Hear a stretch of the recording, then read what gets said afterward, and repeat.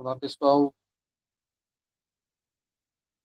Bom dia, boa tarde, boa noite aos colegas que vão assistir a gravação.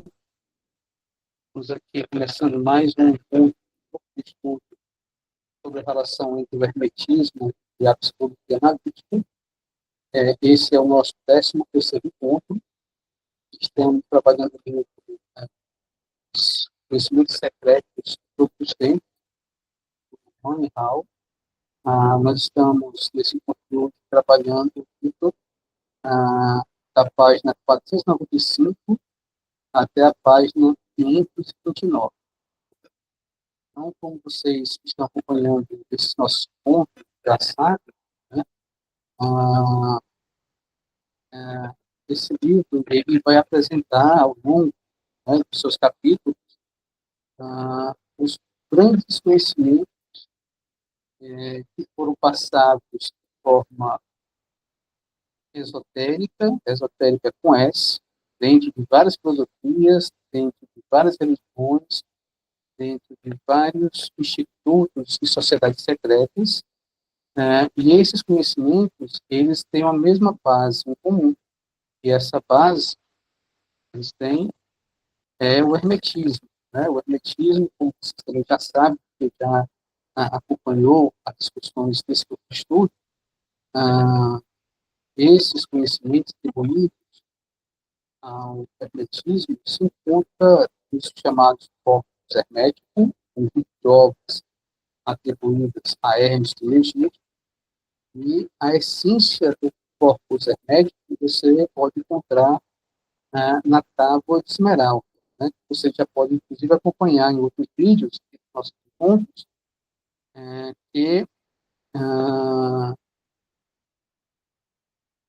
não é nessa tábua de esmeralda, mas como eu gosto sempre de introduzir esse nosso encontro citando a tábua de esmeralda, né? Hoje eu vou fazer um pouco diferente, tá? Hoje eu vou ah, falar um pouquinho do simbolismo, tá, associado às diversas representações dessa suposta tábua feita de esmeralda, que contém, né, todo o resumo do sistema doutrinário que é Trismegisto, e que diz que existe uma só verdade e que vários caminhos conduzem a essa só verdade, essa única verdade. Isso de forma bem resumida, tá? Então, vocês podem pegar algumas imagens, que é fácil encontrar na internet, né? Eu trouxe uma para cá, a imagem da tábua de esmeralda, e isso parece com uma montanha, ou com um conjunto, né? Ou seja, com uma cordilheira, né? Com vários picos aí, um perto do outro, trazendo esse símbolo muito interessante, que faz uma alusão ao processo de crescimento e desenvolvimento psicológico e espiritual, que é o símbolo do monte, o símbolo da montanha. Vocês podem, por exemplo, pegar a obra de São João da Cruz, e em São João da Cruz vocês vão encontrar, né, obras em que ele mostra, representa esse processo de crescimento espiritual, segundo ele, né, marca o encontro da alma com o seu Criador, ou seja, da amada com o amado, e ele simboliza esse encontro através de uma escalada, através de uma subida, como vocês podem encontrar, por exemplo, na obra Monte de Perfeição, ou Subida do Monte Carmelo, que ele representa isso como uma subida em um monte, uma montanha. É interessante observar, né, porque a montanha que tem um subir, ela vai sempre trazer um formato piramidal, né? Ela vai ser mais ou menos parecida com uma espécie de uma pirâmide, tá? Isso é muito interessante, porque olhando para a montanha, assim como a gente olha para a pirâmide, a gente percebe uma base, né, um topo, né? É interessante observar que quando a gente entende o processo de iluminação, o processo de crescimento, é, psicológico, sobre esse conceito de estudo, dá um pouco no tato, né? Dá um pouco ruim. Sobre...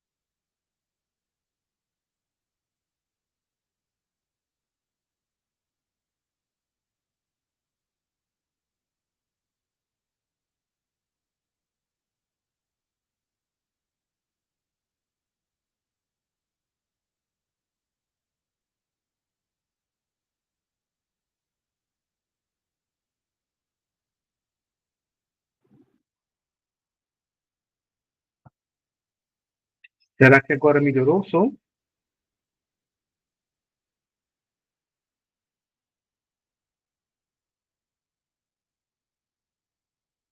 Pronto. Então, a gente retomando aqui, né? Desculpe a falha técnica, né, do som, mas quando a gente olha, né, assim, para esse simbolismo da montanha, que se assemelha também à pirâmide, né, a gente encontra a, o topo e a base, né, tanto na pirâmide como na montanha, a gente percebe que representa uma jornada de ascensão, uma jornada de subida, tá? E essa jornada de ascensão, de subida, ela vai trazer alguns aspectos interessantes, né, para que a gente possa pensar sobre as dificuldades e os perigos que nós encontramos nessa jornada de ascensão, de crescimento, de evolução, de iluminação. Tá?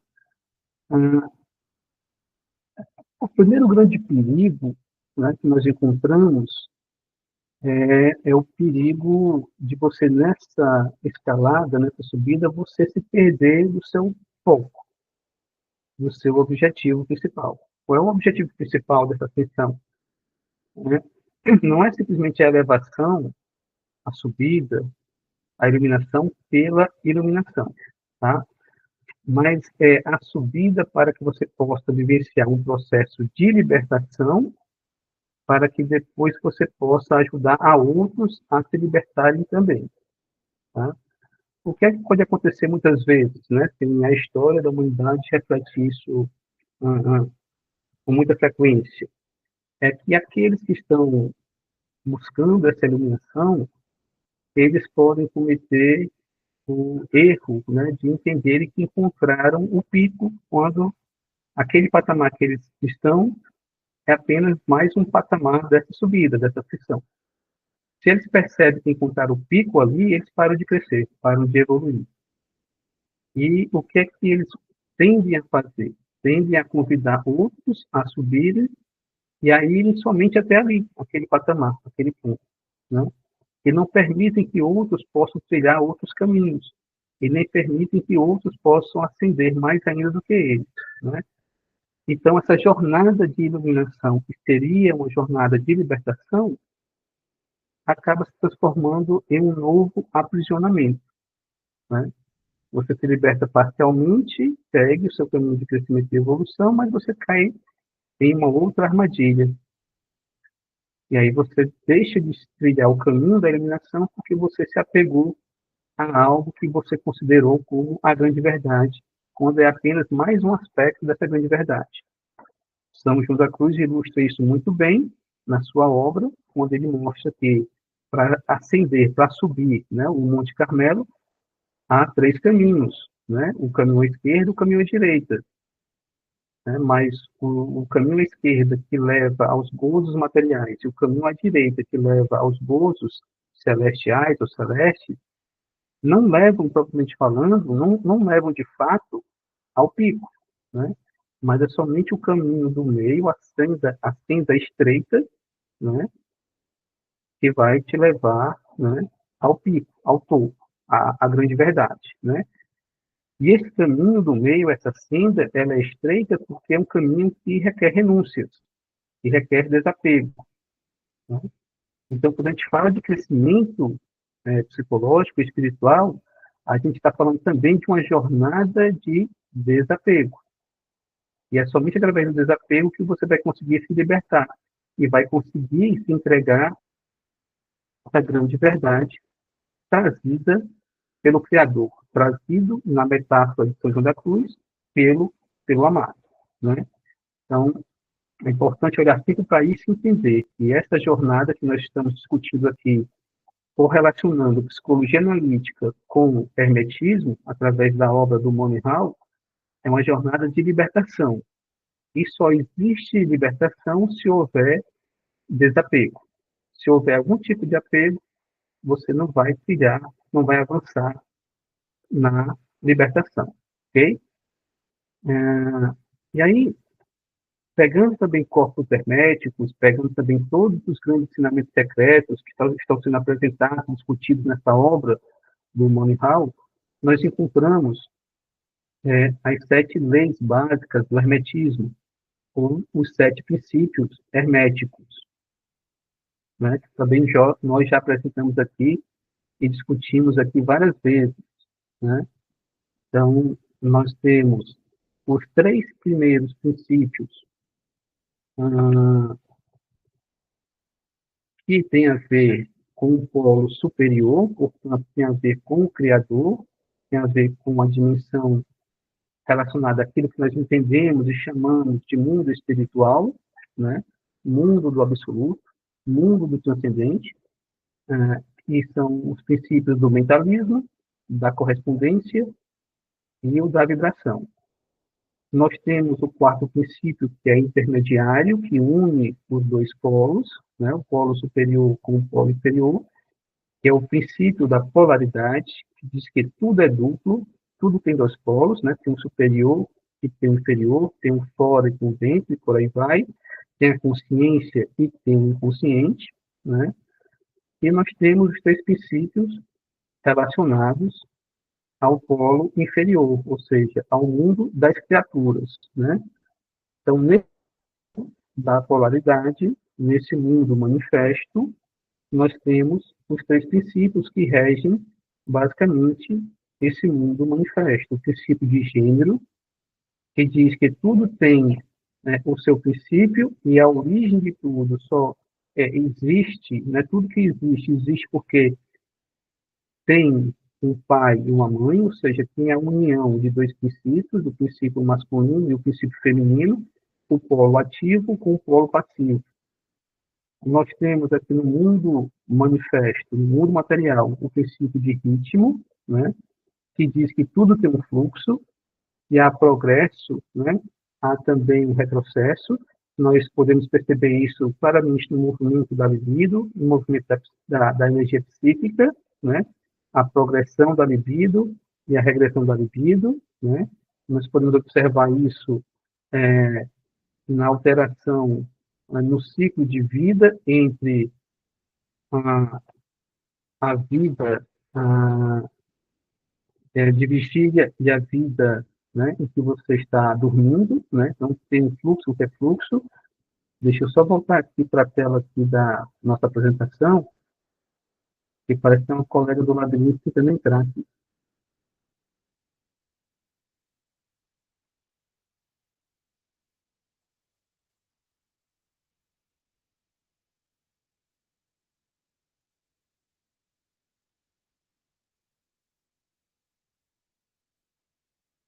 Ainda não está aparecendo aqui não, mas assim que aparecer eu vou ver e vou autorizar a entrada dela aqui na sala.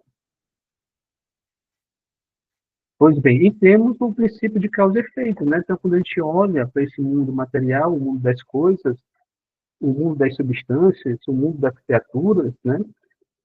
Nós percebemos que podemos entender esse mundo manifesto dentro de uma relação de causa e efeito, né? Em que tudo tem uma sequência.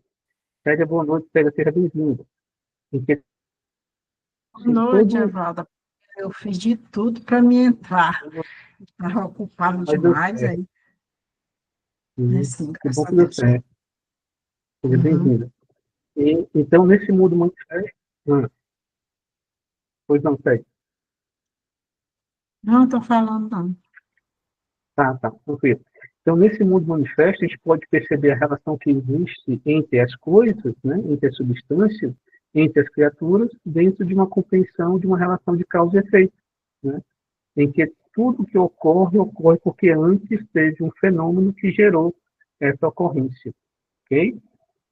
Então, esses 7 princípios vocês vão encontrar no corpus hermético, na tábua esmeralda, e em todas essas doutrinas, filosofias, religiões que estamos comentando aqui nessa obra do Money Hall, às vezes de forma bem expressa, de forma bem nítida, às vezes de forma velada, escondida, né? Ou seja, de forma esotérica com X e às vezes de forma esotérica com S, ok? Entendendo ainda esse nosso processo de crescimento psicológico e também espiritual, né, que a teoria junguiana fala de processo, descreve como processo de individuação, tá? E nós podemos entender que esse processo de crescimento, de desenvolvimento, ele vai ocorrer em dois momentos, tá? Ou pode ser dividido e compreendido em duas etapas.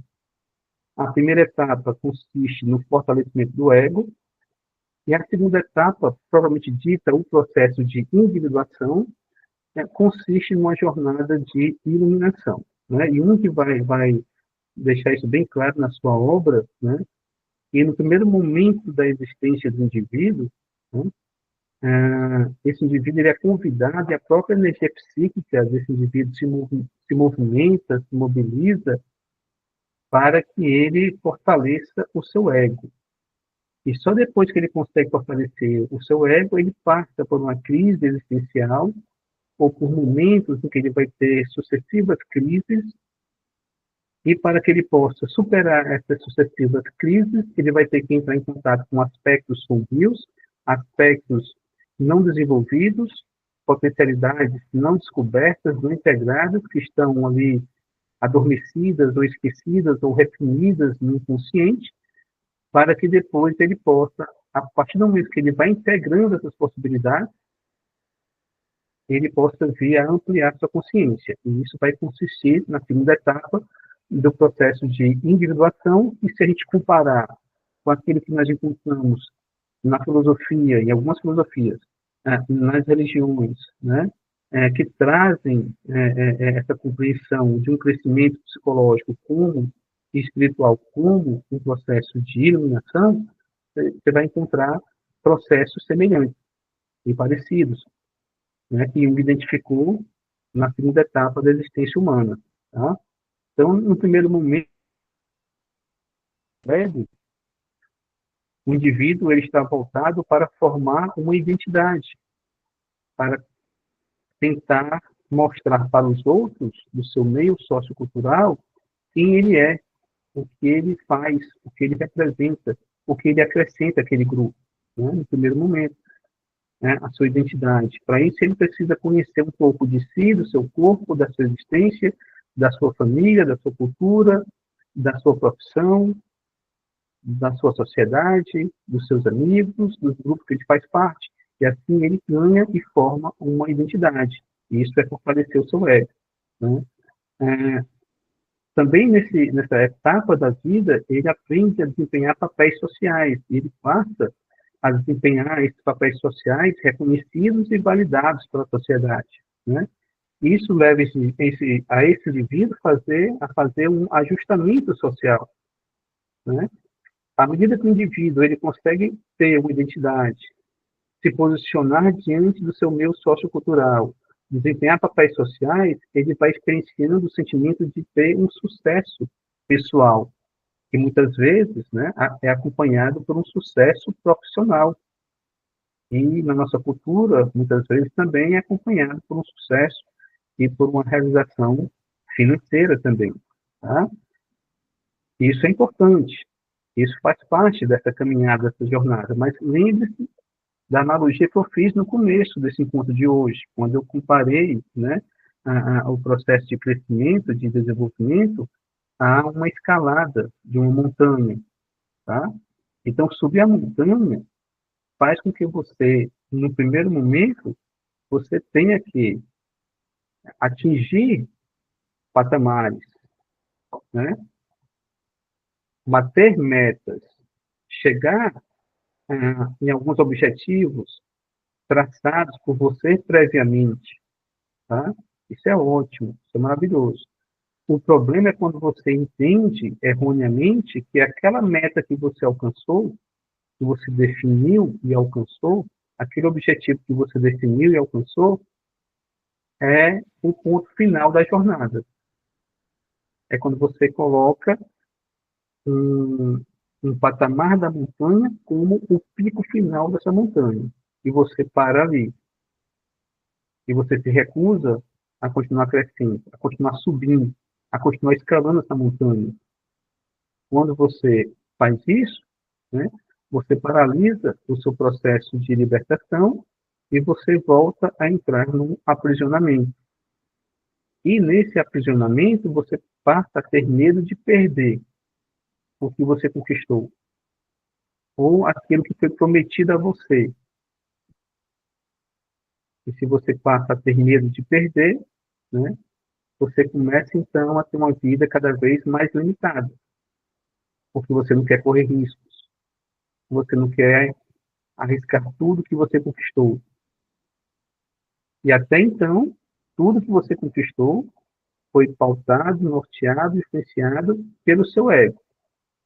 O ego, muitas vezes, né, influenciado por valores culturais, por valores religiosos, por valores familiares, por valores culturais, que são necessários, que são importantes, mas que depois de um certo ponto passam a ser limitantes, passam a funcionar como verdadeiras prisões. Tá? Então, voltando à analogia, é como se você tivesse escolhido subir a montanha pelo caminho da esquerda ou pelo caminho da direita, como diria. E você só sobe essa montanha pela direita ou pela esquerda até certo ponto. Aí você para aí, ok? Como a psique é sábia, né? Como a psique tem um processo natural de autorregulação, como a psique ela funciona influenciada, né?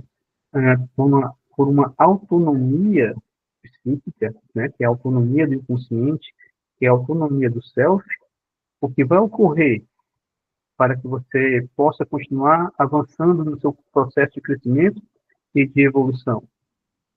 O que vai acontecer são perdas significativas, são crises existenciais que vão te forçar a olhar para dentro e para repensar a tua caminhada, a tua jornada, a tua escalada.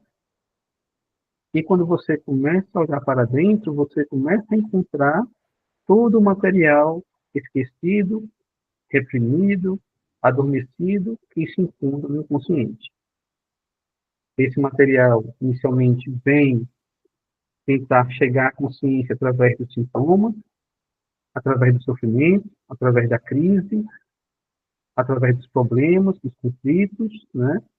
Mas quando você consegue acolher isso e olhar bem para isso, né? E tentar se aproximar desse material do inconsciente de uma forma mais plena, mais genuína, esse material que até então era sintomático, ele ganha um outro aspecto, um outro caráter, um caráter simbólico.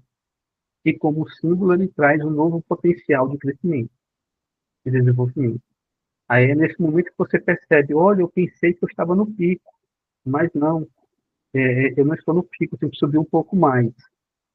E essa subida, né, daqui para frente, é uma subida em que você vai ter que encarar algumas renúncias, algumas perdas, você vai ter que abrir mão de algumas coisas. Muitas vezes, você não sabe nem em nome do que ou em troca do que. Às vezes, é apenas o nada que vem pela frente.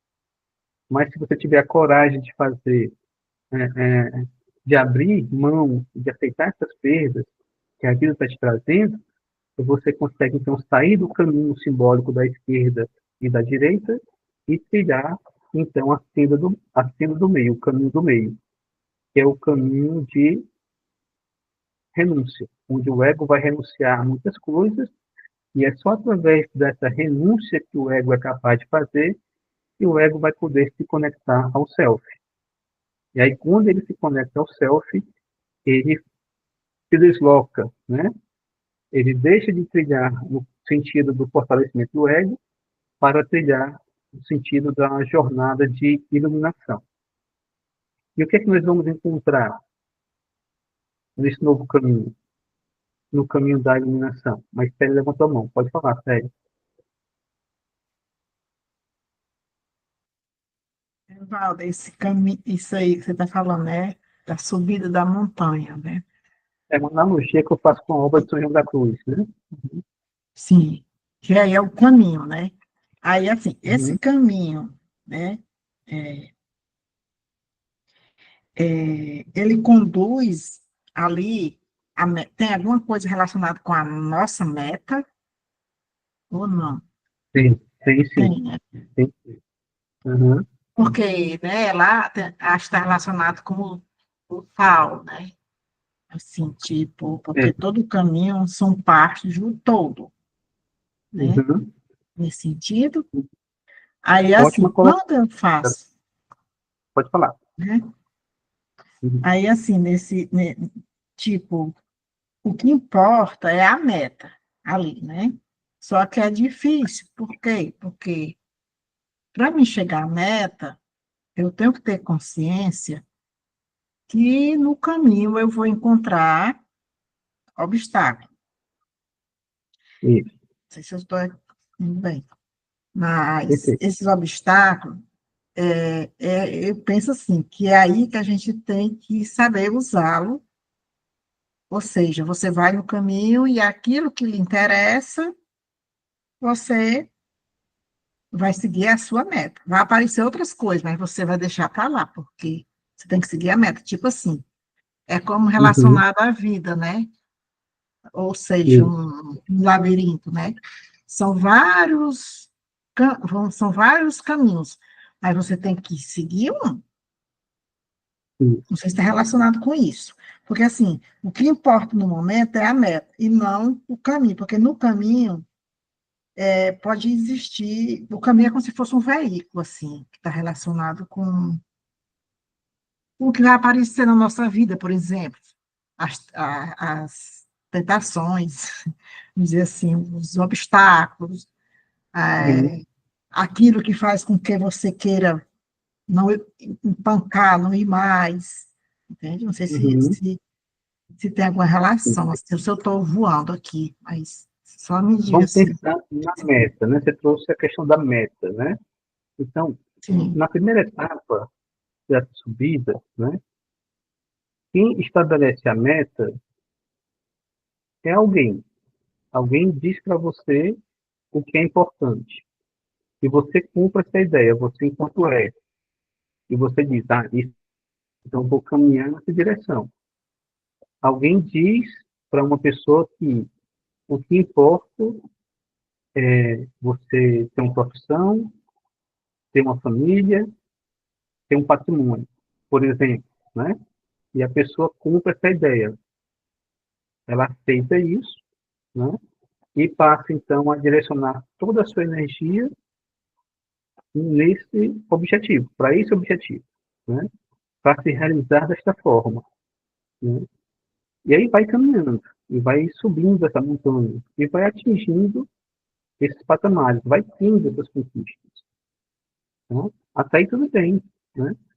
E chega um momento da vida que essa pessoa, ela se sente realizada, porque conseguiu ter uma família, por exemplo, criar seus filhos, formar um patrimônio, ter uma estabilidade financeira e profissional, é uma pessoa reconhecida na sua família, é uma pessoa reconhecida no seu meio sociocultural, tá? Então existe um sentimento de realização pessoal aí, porque a pessoa conseguiu atingir suas metas, né? Metas que ela escolheu para ela, mas influenciada pela cultura, por potenciais arquetípicos, pela família, pela mídia, enfim, né? Houve uma influência e ela foi nessa direção. Só que quando ela vai nessa direção, outras possibilidades, outras potencialidades ficam adormecidas, são esquecidas, né? Porque a consciência, o ego, ele é sempre unilateral. Ele só pode ter uma coisa e para isso ele tem que abrir mão de outras coisas, né? Bem, se a vida fosse só isso, estava tudo certo. A pessoa estaria feliz, realizada e plena. Mas chega um momento em que ela experiencia um vazio, uma crise existencial. Mais ou menos como o Raul Seixas canta na música Ouro de Tolo, né? Eu devia estar feliz por ter conseguido tudo na vida, mas confesso abestalhado que estou decepcionado, né? Mais ou menos assim. E esse sentimento, que é inconsciente, durante a escalada inicial da montanha, né? Porque isso é sombrio, esse sentimento, depois de uma grande perda, só surge depois de uma grande doença, de um transtorno mental de comportamento, de uma separação, de uma falência, né? Enfim. E aí, quando surge esse sentimento, depois de uma depressão, depois de uma ansiedade, de uma síndrome do pânico, seja lá o que for, é quando a pessoa começa a olhar a trajetória que ela fez, as escolhas que ela fez, e ela começa a perceber que não era bem por aí o caminho que ela deveria trilhar. Aí, nesse momento que ela, através da crise, tem a chance de dar um salto e de se transformar. Esse salto e essa transformação é descrito na teoria indiana como o processo de metanoia, que é a grande transformação da consciência, que é uma ampliação da consciência. Tá? Então, depois da crise, vem a metanoia. E é exatamente isso que nós estamos vendo aqui no slide, né, na segunda parte do slide, quando falamos de iluminação. Ampliação da consciência é a metanoia. Tá? Então, para que haja uma ampliação da consciência, é necessário, primeiramente, um ego fortalecido, depois esse ego passa por uma crise, depois, através da crise, esse ego olha para a sombra, vai dialogar com a sombra, que me chama de confronto do inconsciente, o confronto com o inconsciente, né? E a partir desse confronto surge uma ampliação da consciência. Esse ser humano, que antes era apenas ego e persona, depois da ampliação da consciência, ele passa a ser um ser humano total, porque ele é agora sombra, ele é agora ego, persona, e ele conhece bem a sua sombra, então ele assimilou aspectos sombrios. Ele agora, ele é total porque ele não é mais 100% consciente ou não é mais 100% inconsciente. Entende essa metáfora? Quando a gente olha só através do ego da persona, a gente pensa que sabe de tudo. A gente pensa que sabe o que é o certo. A gente pensa que conhece a verdade. Quando você passa por uma crise e vê que você está perdido, que você é um tolo, que você é um idiota, na verdade, né? Você começa a perceber que não sabe de nada. E é quando você percebe que não sabe de nada que você se abre para conhecer a grande verdade, né? E quando você se abre para conhecer a grande verdade, você começa a perceber que existe uma verdade desconhecida e misteriosa. Portanto, existe uma verdade que está no inconsciente, ou que vem do inconsciente. Aí você começa a caminhar para ser um ser humano total. Isso, na teoria indiana, dito, é chamado de criação do eixo ego-self. Então, o indivíduo total, o ser humano total, é aquele que está construindo o seu eixo ego-self. Por que eu digo que está construindo e não construiu? Porque isso é constante. Né? Não é algo que é feito hoje e pronto, está acabado. Não. Como o inconsciente e a psique é fluida, você constrói e você depois destrói. Constrói e destrói constantemente. Então, esse eixo ego-self, ele é né, ao longo da sua existência. Tá? Deixa eu só mudar aqui o fone.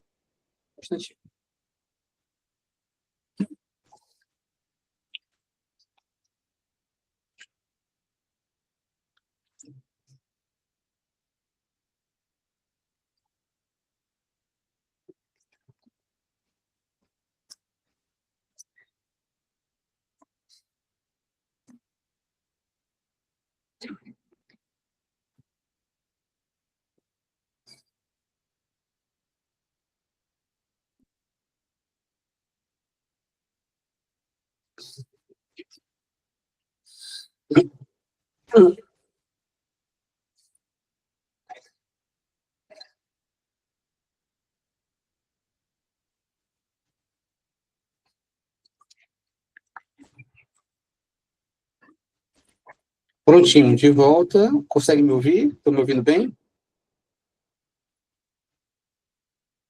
Ok, né? Prontinho. Pronto. Então, Célia, então esse eixo ego-self vai ser sempre construído e reconstruído ao longo da existência. Só que a cada vez que você reconstrói, você amplia sua consciência. Então, você caminha cada vez mais para a totalidade. Isso quer dizer o quê? Que você nunca vai chegar na plenitude, mas você está caminhando para a plenitude. Tá? É essa montanha misteriosa que nós estamos escalando quando a gente segue um caminho de iluminação. A gente nunca vai chegar no topo, no pico, porque a gente está caminhando para o infinito. Mas é a caminhada que vai nos levar na direção do infinito. Tá? E é caminhando em direção do infinito que a gente consegue avançar naquilo que Jung chama de processo de expansão. Tá? E isso significa dizer o quê? Que você está caminhando para encontrar a sua verdade, o seu caminho de crescimento e de realização. E essa verdade, esse caminho de crescimento, de realização, representa aquilo que Jung chama de realização do self. Tá? E a realização do self consiste naquilo que Jung descreve muito bem no livro O Eu e o Inconsciente, tá? Quando ele fala do processo de individuação como um processo que vai te libertar das amarras do inconsciente coletivo e das amarras da consciência coletiva. Então, quando você se torna, né, ou caminha para ser um indivíduo completo, pleno, né, você vai encontrando cada vez mais a sua verdade, e à medida que você alcança a sua verdade, você está se libertando, né, dessas amarras, né, da consciência coletiva e do inconsciente coletivo. Né? É isso que nós encontramos na teoria do Jung. Né? Ou seja, individuação como um processo de iluminação que consiste numa jornada de libertação. Você se liberta. Então, quanto mais perto do topo, quanto mais você está caminhando para o topo dessa montanha, você vai se sentindo cada vez mais livre e cada vez mais em paz com você mesmo e conhecedor da sua verdade interior. Tá? Só que é um processo, né? Um processo difícil, complexo, doloroso, porque requer entrar em contato com a sombra, com o inconsciente e rever as suas metas. Né? Então, aquilo que era antes uma meta que o ego tinha escolhido, o ego vai ter que renunciar a essas metas para aceitar outras metas dadas a ele pelo inconsciente. E depois disso, ele vai ter que se libertar dessas metas para que ele possa seguir nesse processo de iluminação. Veja como é complexo, né? Essa jornada de individuação. Se fosse um ciclo, né? É um ciclo, né? Então, isso. encerra Perfeito. um, começa outro, né? Uhum. E Aí nesse ciclo, começa que tem tudo a ver, né? Que tem tudo a ver com o princípio de ritmo, né? Do hermetismo. Momentos de nossas vidas nós estaremos mais perto da consciência e seremos mais ego. Momentos de nossas vidas nós estaremos mais perto do inconsciente e estaremos conhecendo mais ainda a nossa sombra e integrando nossa sombra, né? Então, é cíclico realmente, como você falou, né? Tem a ver com o princípio de ritmo do hermetismo, tá? As filosofias e as religiões discutidas aqui nessa obra do Money Hall, elas falam, né, com suas palavras, usando às vezes outras expressões, né, que essa jornada de iluminação, ela consiste em um processo, tá? E esse processo ele tem fases, ou tem etapas, né? Ou esse processo ele requer algumas ações, algumas atitudes do indivíduo que está avançando nessa jornada, ok? Se a gente puder aqui sintetizar e resumir, né, esse processo e as ações que fazem parte desse processo, ou as atitudes, né, que o indivíduo deve ter nesse processo, nós vamos dividir, né, essas atitudes em sete grupos, em 7 tipos de atitudes, né? A ação, a oração, a reflexão, a meditação, a contemplação, a renúncia e o repouso. Isso você pode fazer de forma consciente, sabendo que está agindo, sabendo que está orando, sabendo que está refletindo, sabendo que está meditando, sabendo que está contemplando, sabendo que está renunciando, sabendo que está repousando, né?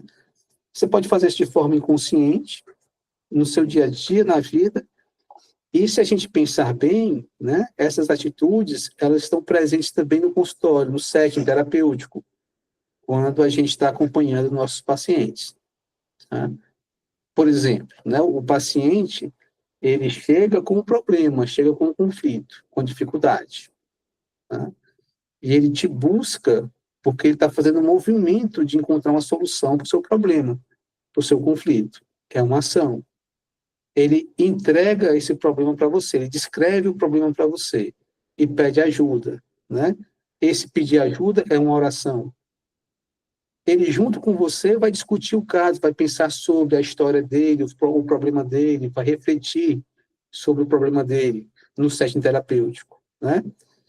Momentos desse encontro analítico, em alguns momentos, você e o paciente vão estar sentindo, observando a vida, observando como ele reage diante da vida, diante desse problema, né?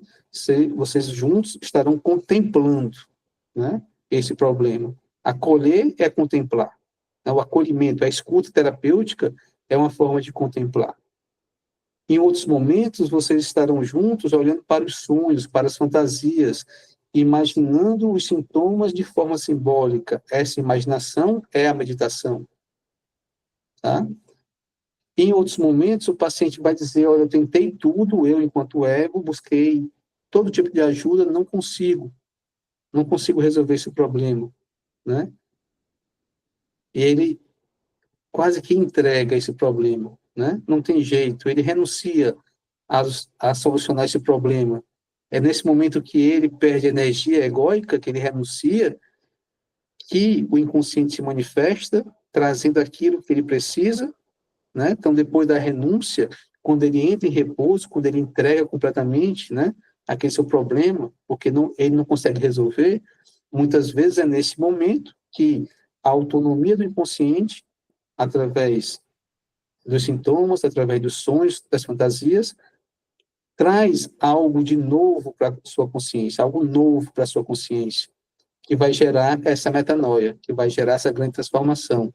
Aí há uma ampliação de consciência. Então, você pode fazer ou ter essas atitudes de forma consciente na sua vida, sabendo que está orando, sabendo que está refletindo, sabendo que está meditando, ou você pode fazer isso sem ter essa consciência, mas você, numa jornada de iluminação, ou seja, dentro do processo de individuação, você vai estar passando por essas etapas desse processo. Em alguns momentos vai estar agindo, alguns momentos vai estar pedindo, alguns momentos vai estar refletindo, alguns momentos contemplando e meditando, alguns momentos renunciando, e aí você entrega a um poder superior, você reconhece um poder superior, o self, da teoria junguiana, você relaxa e recebe. E receber é ampliar sua consciência, né? Então, a jornada de iluminação traz essas etapas, traz esses processos, tá? Então, tudo isso vocês vão encontrar na leitura dessa obra, do Money Hall, nessas páginas, né, que nós estamos discutindo hoje, a página 495, a página 529. Eu sempre deixo um roteiro de estudo, as perguntas desse roteiro, desse encontro de hoje, que estamos finalizando, né, são 5 questões desse nosso roteiro. Quando vocês forem ler, refletir, estudar, né, vocês podem se orientar por esse roteiro. Então, a primeira pergunta é: podemos encontrar os grandes mistérios na obra de Shakespeare? E o que justifica isso, né? O autor vai comentar que esses mistérios, esses conhecimentos secretos, né, que tem a ver com o hermetismo, esses princípios herméticos, né, tudo aquilo que nós encontramos na Tábua de Esmeralda, foram colocados de forma consciente, ou às vezes de forma inconsciente, sem querer, sem saber, mas como é um processo arquetípico, às vezes aparece, né, em algumas filosofias, em algumas artes, como a própria literatura, como através da obra de Shakespeare, né? Em algumas religiões e até mesmo na ciência. Então, se você olhar com um olhar mais profundo, você vai encontrar essas grandes verdades, inclusive na obra de grandes escritores. Tá? A segunda questão desse nosso roteiro: qual é a essência dos ensinamentos de Francis Bacon e qual a relação com a teoria junguiana, né? Então, a essência dos ensinamentos de Francis Bacon é que todo ser humano ele é convidado a vivenciar um processo de iluminação. E a relação disso com a teoria junguiana é que todo ser humano é influenciado pelo processo de individuação. Não quer dizer que todo indivíduo vá se iluminar, ou que todo indivíduo vá avançar no seu processo de individuação, mas isso está presente a todo ser humano. Né? Todo ser humano é convidado, né, a avançar na sua iluminação e a avançar na sua jornada de individuação. A terceira questão: qual a importância da criptografia na literatura e na filosofia? Por que esse conhecimento sobre criptografia é importante para a psicologia analítica? Né? Então, Jung traz um método muito importante para a psicologia, que é o método da amplificação, de você olhar uma obra de arte, por exemplo, né, e observar os sinais, os símbolos presentes nessa obra de arte e fazer paralelos com outras obras, outros momentos, comportamentos humanos, situações humanas, e compreender que por detrás disso tem um arquétipo, tem uma imagem arquetípica se manifestando, né? Então, é importante que você desenvolva essa capacidade de olhar para uma obra de arte de forma simbólica, porque isso vai te ajudar, inclusive, a olhar para o relato de um sonho de um paciente seu de forma simbólica. Tá? Então, essa seria a importância. Quarta questão do roteiro: quais as 7 ciências que movem o homem para uma relação harmônica com o todo? Né? Eu falei dos 7 processos, né, que vai ajudar o ser humano a avançar na sua jornada de iluminação, mas nós temos também 7 ciências básicas, 7 conhecimentos básicos, né, que ajudam o ser humano a compreender. Tá? Então, nós temos a literatura, nós temos a retórica, nós temos a matemática, geometria, matemática aritmética, né? Nós temos a astronomia, nós temos a música e nós temos a outra me faltou agora, mas vamos pescar aqui no texto, né? Deixa eu voltar aqui para o texto para pegar direitinho, para não falar errado. Deixa eu voltar aqui para o texto.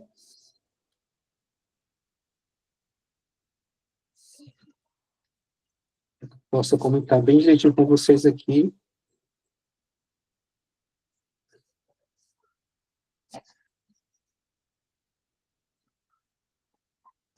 Evaldo, deixa eu fazer uma pergunta. Pois não, segue. Assim, no meu caso, né? Que outros colegas mais, tal, tem muitos, assim, que a gente não tem, no meu caso, né? Assim, a psicologia, né, em si. E para a gente atender, ficar assim, entendendo, né? Em clínico, né? Que é online, né, Evaldo? É atender em clínico. Aí, assim, eu penso assim, precisa estudar muito filosofia, não é? É Também. muito importante, né? É muito importante. Olha aqui, ó, na página 520 do PDF, tá?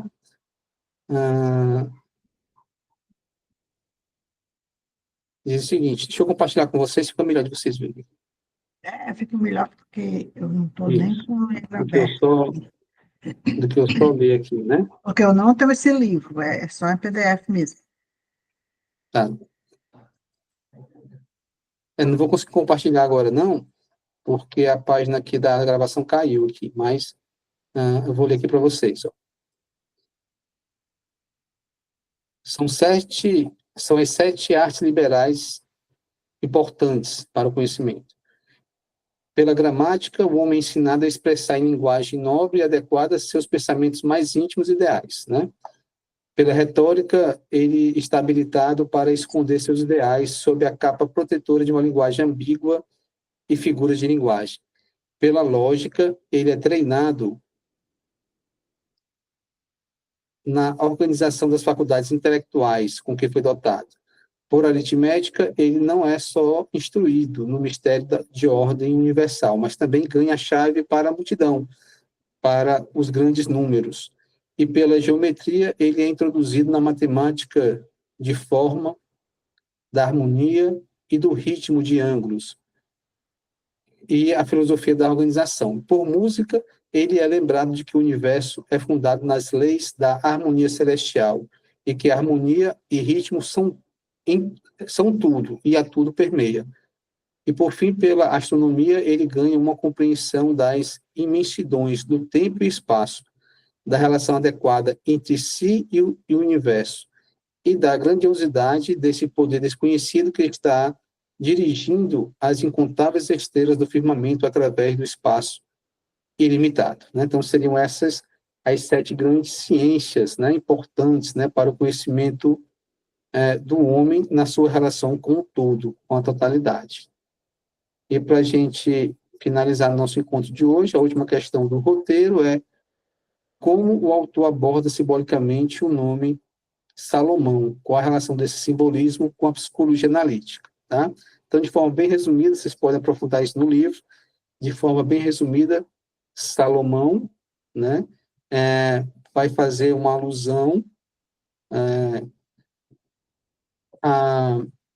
aos 3 grandes luminares, né, as 3 grandes esferas que trazem luz para o universo, o Sol, a Lua e o firmamento com as suas estrelas, tá?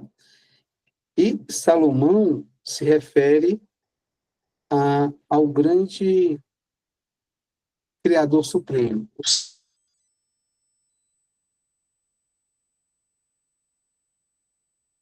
a totalidade que se manifesta, o poder de entrar essa totalidade em 3 níveis. No macrocosmo, que é o universo de modo geral, no microcosmo, que é o corpo humano, de forma mais específica, tá? E na alma. Mais uma vez aqui a gente volta a observar o ser humano como totalidade dentro de uma estrutura tríplice, né? Espírito, corpo físico e alma, tá? E dentro dessa visão, né, o templo de Salomão, que corresponderia à alma, é um templo que vai sendo construído a partir do encontro de 2 forças, de 2 potências. A potência do macro com a potência do micro.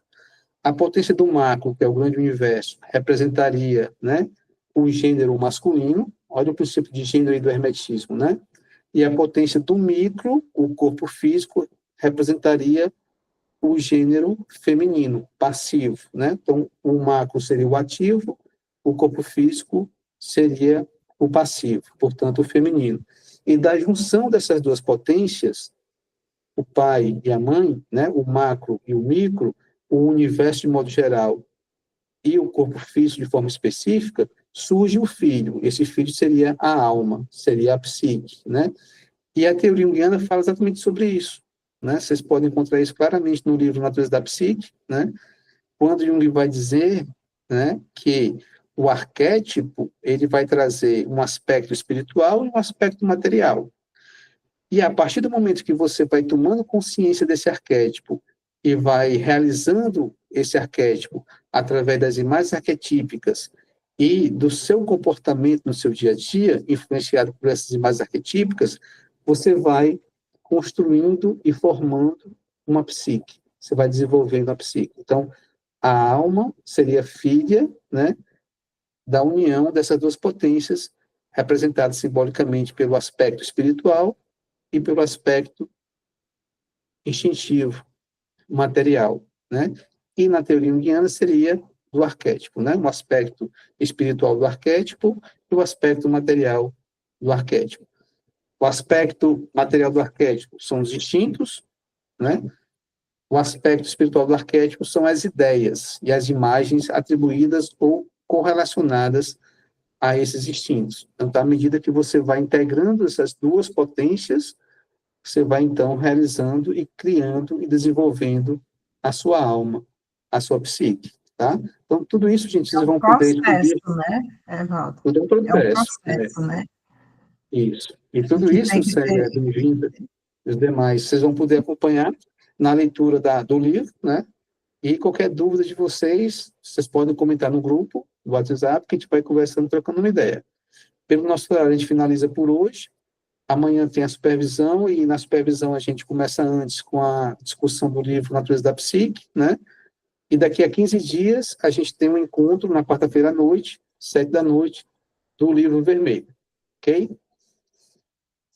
Então, gente, satisfação estar com vocês mais uma vez. O pessoal que está assistindo a aula gravada, né? Fique à vontade para trazer suas perguntas, suas questões. A gente vai estar sempre trocando algumas ideias aqui. Então, um forte abraço a todos aí, boa noite, bom descanso. Boa noite. Até a próxima. Até mais, gente. Tchau. Tchau, tchau.